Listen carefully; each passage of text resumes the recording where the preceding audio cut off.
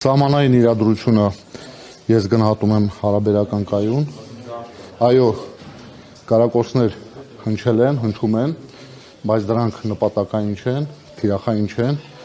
այն կարակոսները, որոնք կոնկրետ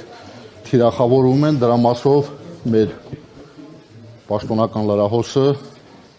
գերատեսչության ինքը տեղեկատվություն տալիս։ Ինքն Ադրբեջանը չէ, պաշտպանության նախարարն ասեց, վերջի կրակոցը Ադրբեջանը պատճառաբանել է, որ ինքը չէ, ով է։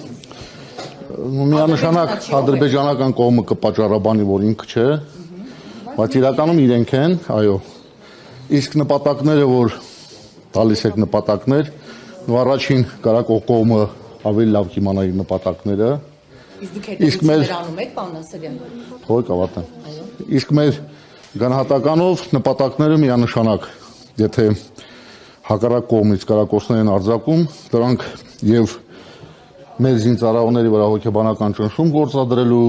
սահմանային բնակչության վրա նույնպես ճնշում գործադրելու, բայց փաստն այն է, որ մենք դրան ուշադրություն չենք դարձնում, շարունակում ենք մեր բնականոն ծառայությունը